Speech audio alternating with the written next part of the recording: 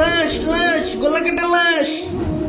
ইয়াল্লা ইয়াল্লা ইয়াল্লা ইয়াল্লা, কি ভয়ঙ্কর! আরে একটা তাজা জীবন কেউ কেড়ে নিয়েছে রে।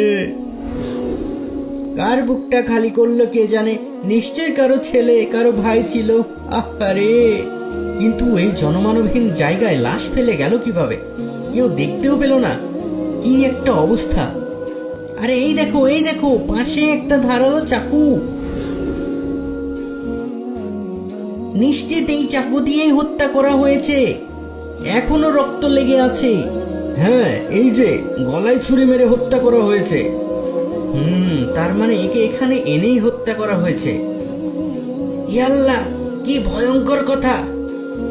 কিন্তু হত্যা হবে জানলে কেউ কেন আসবে এখানে? কেউ কি আর জেনে বুঝে আসে? নিশ্চয় হত্যাকারী তাকে কিছু বুঝিয়ে নিয়ে এসেছিল। এই জায়গাটা দেখো, মনে হয় এখানে তাঁবু করা হয়েছিল। ইয়াল্লা, কি সাংঘাতিক!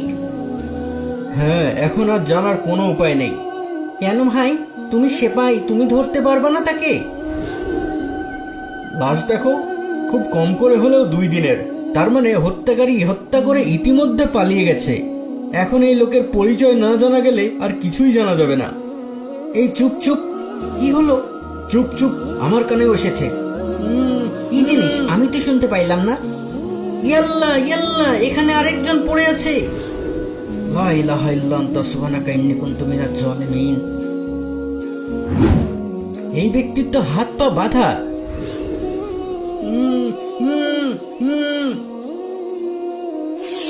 একজন তার মুখের কাপড় সরিয়ে দাও, আমি হাত পায়ের বাঁধন খুলে দিচ্ছি।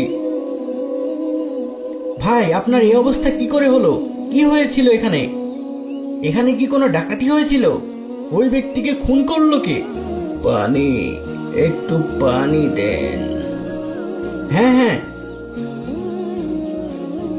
ভাই, আপনার কোনো চিন্তা নেই, আমরা আপনাকে উদ্ধার করেছি। হে আল্লাহ, আমাকে ক্ষমা করে দাও। এখনো আপনার চেহারায় এত ভয় আর নিরাশার ছাপ কেন? কি ঘটেছিল এখানে? কে ওই লোকটা, আর তাকে কেনই বা খুন করা হয়েছে? বলছি, আপনাদের সবার প্রশ্নের উত্তর দিচ্ছি ভাই, শুনুন। আমার নাম আলী সেনা, আর ওই মৃত লোকটির নাম রহিম। আমরা